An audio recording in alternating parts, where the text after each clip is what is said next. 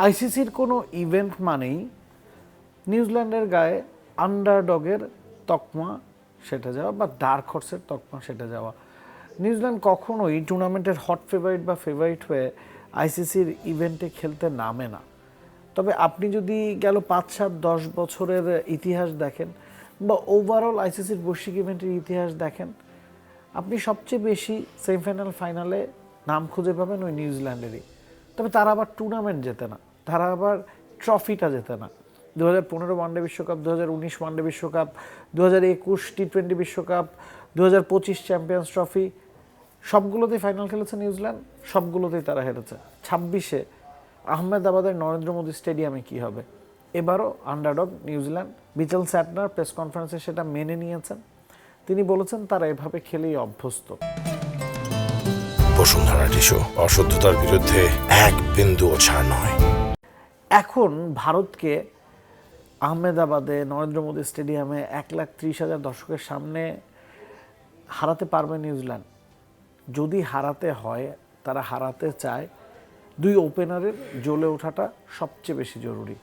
বলছি Finn Allen, team সেইফার্ডের কথা। Allen সেমিফাইনালটা একাই জিতিয়েছেন সাউথ আফ্রিকার এগেনস্টে, 33 বলে সেঞ্চুরি করেছেন।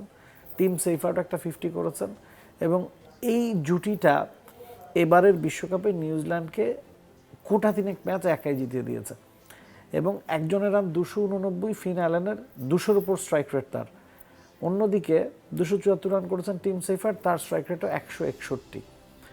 তো এই দুজনের কারণে বাকিদের কিন্তু খুব বেশি পরীক্ষা দিতে হয়নি। আবার যখন দিতে হয়েছে তখন তারা খুব ভালো করেছেন তা না। গ্লেন ফিলিপস রান করেছেন 170-এর ঘরে, 160 স্ট্রাইক রেটে, 4 নম্বরে ব্যাটিং করে। 3 নম্বরে রাচিন রবীন্দ্রা বল হাতে হি হ্যাজ বিন আউটস্ট্যান্ডিং। তবে ব্যাটিংয়ে এখনও পর্যন্ত 128 রান তার নামের সাথে খুব একটা মানানসই না। 32 তার গড়, স্ট্রাইক রেটটা 130-এর ঘরে, ঠিক আছে। তবে একাই ম্যাচ জিতিয়ে দেওয়ার যে ক্ষমতা ব্যাট হাতে, সেটা এবার রবীন্দ্রা এখনও পর্যন্ত দেখাতে পারেননি। রিসেন্ট আইসিসির বৈশ্বিক ইভেন্টে তিনি যেটা করেছেন। ডায়াল মিচেল মাত্র 4 ইনিংসে ব্যাটিং করছেন, সবগুলোই আসলে শ্রীলঙ্কায় খুব ভালো করেছেন তা না। মিচেল স্যান্টনার 4 ইনিংস ব্যাটিং করেছেন, ম্যাককংকি 2 ইনিংস ব্যাটিং করেছেন, জেমস নিশাম 1 ইনিংস ব্যাটিং করেছেন। মানে মিডল অর্ডারটা বা লেট মিডল অর্ডারকে খুব বেশি পরীক্ষা আসলে দিতে হয়নি। It's because of their top order, it's because of those 2 openers. এবং ইন্ডিয়াকে হারাতে হলে, ইন্ডিয়াকে থামাতে হলে শুরুতেই মোমেন্টাম পাওয়া জরুরি। সেটা তারা আগে ব্যাটিং করুক বা পরে ব্যাটিং করুক, ওই দুয়ের জ্বলে ওঠাটা সবচেয়ে বেশি জরুরি। আপনি বোলিংয়ের দিকে যদি তাকান, লকি ফার্গুসন, ম্যাট হেনরি, তাদের উপর এই দলটা অনেক বেশি নির্ভরশীল। দুজনই উইকেট পেয়েছেন এই টুর্নামেন্টে, দুজনের ইকোনমি যথেষ্ট ভালো। লকি ফার্গুসনের 8.42, ম্যাট হেনরির 7.5-এর খানিকটা উপরে। তবে দুই স্পিনার মিচেল স্যান্টনার এবং Rachin Rabindra both has been outstanding.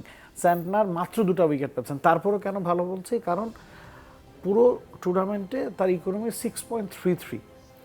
অন্যদিকে রাচিন রবীন্দ্র, যিনি পার্ট টাইমার, তার উইকেট সংখ্যা সবচেয়ে বেশি 11টা, তার ইকোনমি 6.88, মানে 7-এর কম করে রান দিয়েছেন এই দুই স্পিনার। কোল ম্যাককংকি মাত্র 2টা উইকেট পেয়েছেন 4টা ইনিংসে বল করে। ওই 2টা উইকেট আবার সেমিফাইনালে 1টা ওভার বল করেছিলেন, 9 রানে 2টা উইকেট তার। তারপরেও তিনি খেলবেন। কেন খেলবেন? It's because Indian batting line আপে বাঁহাতি ব্যাটসম্যানদের আধিক্য, সে কারণে তার জায়গা নিয়ে কিন্তু কোনো প্রশ্ন নেই, তিনি খেলবেন রাইট আর্ম অফ স্পিনার হিসেবে। জেমস নিশাম, জ্যাকব ডাফি নাকি কাইল জেমিসন, এই একটা প্রশ্নই নিউজিল্যান্ডের একাদশ নিয়ে আছে। জেমস নিশাম মাত্র 1 ম্যাচ ব্যাটিং করছেন, তার ব্যাটিংটা আসলে খুব বেশি দরকার পড়ছে না। 9 নম্বরে যদি তিনি ব্যাটিং করেন, ডেপথটা অনেক বেশি। আবার আপনি কাইল জেমিসনও ব্যাটিংটা করতে পারেন, তবে ইকোনমি 3 জনেরই, Jacob Duffy, Kyle Jamieson, Jimmy নিশামের 10-এর ওপরে। সে কারণে নিউজিল্যান্ড হয়তো জিমি নিশামকে প্রেফার করতে পারে, কারণ ব্যাট হাতে তার ম্যাচ জেতানোর সক্ষমতা আছে। আবার ইন্ডিয়ার এগেনস্টে এই 5th বোলিং অপশন নিয়ে, যেখানে 6 বোলারে খানিকটা ঘাটতি আছে, তারা কি রিস্ক নেবে, নাকি জ্যাকব ডাফি, যিনি এই বিশ্বকাপে খুব ভালো করতে পারেনি, ইকোনমিটা বেশি হলেও খুব বেশি উইকেট পেয়েছেন তা না, তাকে প্রেফার করবে? একজন স্পেশালিস্ট বা অলরাউন্ডার নিশামকে বদলে রেখে বাদ দিয়ে তারা কিন্তু চাইলে জ্যাকব ডাফির অপশনটা ভেবে দেখতে পারে। ইটস বিকজ ফাইনালে আপনি 4টা ওভারের মধ্যে 2টা ওভার ম্যাককংকি, 2টা ওভার নিশামকে দিয়ে করাবেন, ওই 4 ওভারে ইন্ডিয়া কিন্তু চেপে বসতে পারে। তো এই জায়গায় একটা বদল আসতে পারে। এছাড়া নিউজিল্যান্ড দলটার শক্তির জায়গা 2 ওপেনার, মিডল অর্ডারকে খুব বেশি পরীক্ষা দিতে হয়নি। 2 পেসার ভালো করেছেন, 2 স্পিনারের মধ্যে স্যান্টনার উইকেট পাচ্ছেন না, সেটা তাদের দুর্বলতা। আবার সেটা পুষিয়েছেন রাচিন রাবিন্দা। তো 5th বোলিং বা 6 বোলিং অপশনটাই নিউজিল্যান্ডকে ভাবাচ্ছে, সে কারণে একটা বদল আসতে পারে, ওটাই নিউজিল্যান্ডের দুর্বলতার জায়গা। মেগা ফাইনালের আগে সেই বিষয়টা নিয়েই ভাবতে হবে team ম্যানেজমেন্টকে। For more updates, subscribe to our YouTube channel and click on the bell icon. Follow us on Facebook and Instagram. Download T-Sports app to enjoy exciting games and highlights. Visit tsports.com.